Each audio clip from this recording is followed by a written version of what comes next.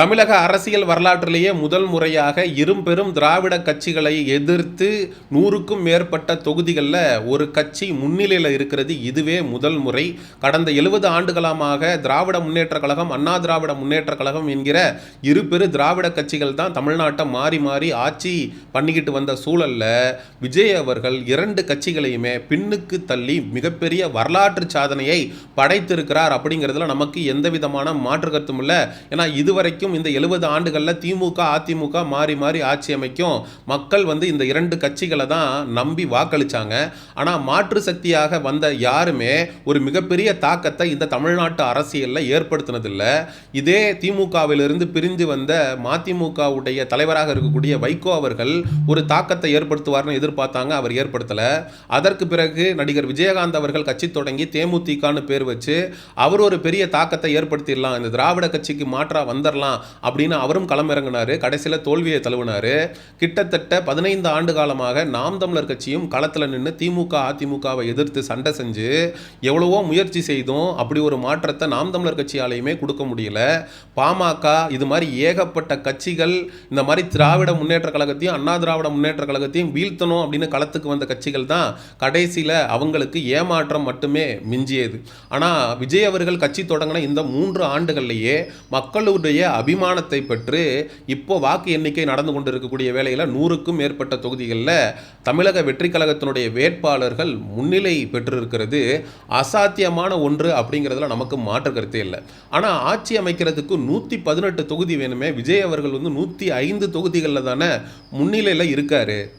விஜய் அவர்கள் தனிப்பெரும்பான்மை பெற்று ஆட்சி அமைப்பதற்கான வாய்ப்புகள் இருக்கா அப்படிங்கிறத நம்ம பார்க்க வேண்டியிருக்கு. ஒருவேளை விஜய் அவர்களுக்கு மெஜாரிட்டி கிடைக்கலனா என்ன நடக்கிறதுக்கான வாய்ப்பு இருக்குது அப்படிங்கிறதையும் நம்ம சீர்தூக்கி பார்க்க வேண்டியிருக்கு.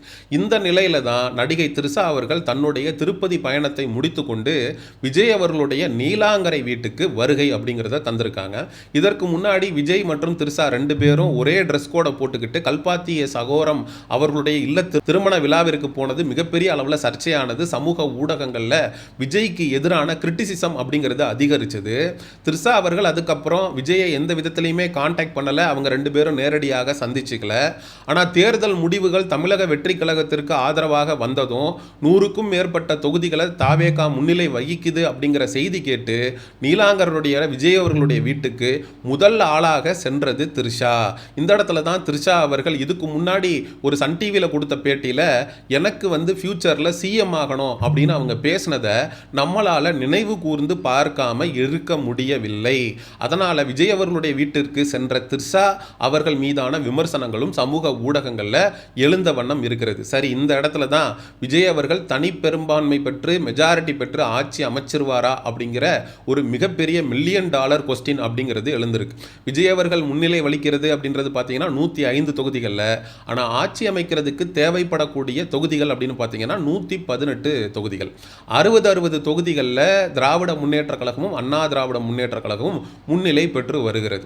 இந்த இடத்துல விஜய் அவர்கள் ஆட்சி அமைக்கிறதுக்கான 118 தொகுதிகள் விஜய் அவர்கள்ட்ட இல்லாமல் போகும்போது கண்டிப்பாக இன்னொரு கட்சியுடைய ஆதரவை கேட்க வேண்டிய ஒரு சூழ்நிலை உருவாகும்.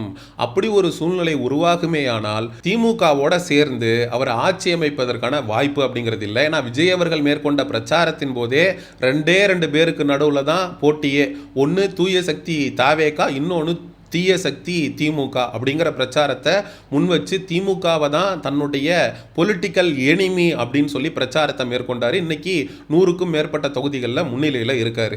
அப்போது அதிமுகவோட சேர்ந்து விஜய் அவர்கள் ஆட்சி அமைப்பதற்கான வாய்ப்புகள் இருக்கா அப்படிங்கிற கேள்வியும் எழுந்திருக்கு.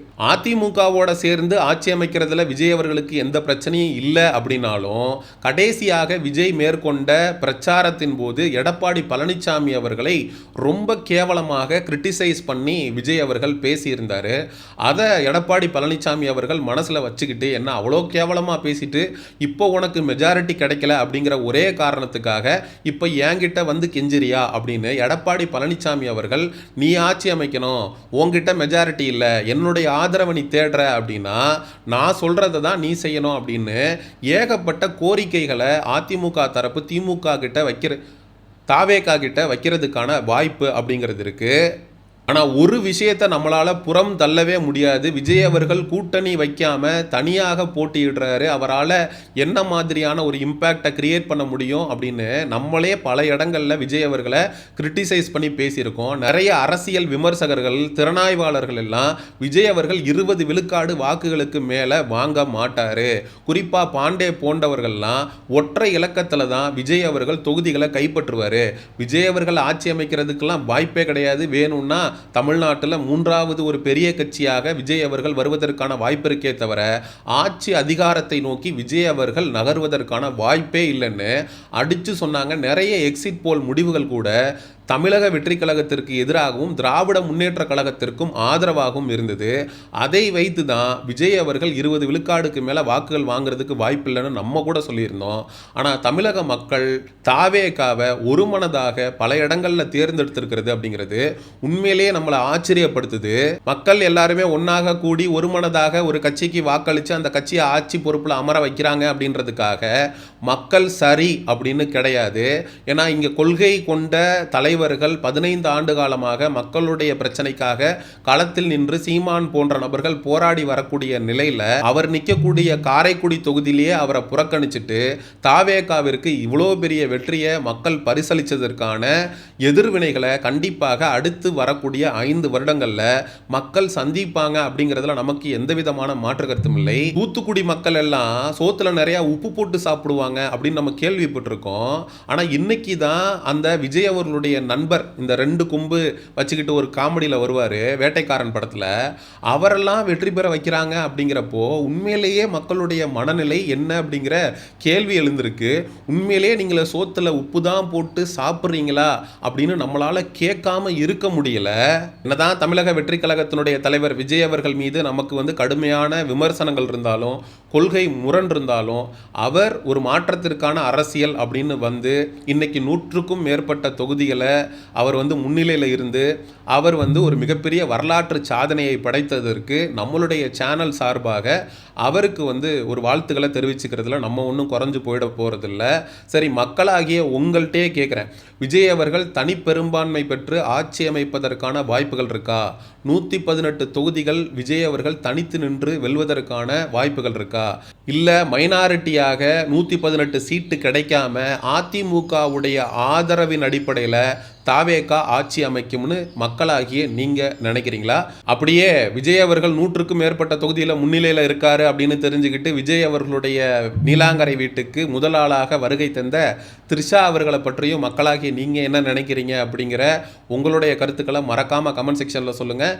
சமூக நிகழ்வு அரசியல் சார்ந்த பதிவுகளுக்கு சயோனிசம் சேனலை சப்ஸ்கிரைப் பண்ணுங்கள். அடுத்த ஒரு காணொலி பதிவில் சந்திப்போம். நன்றி, வணக்கம்.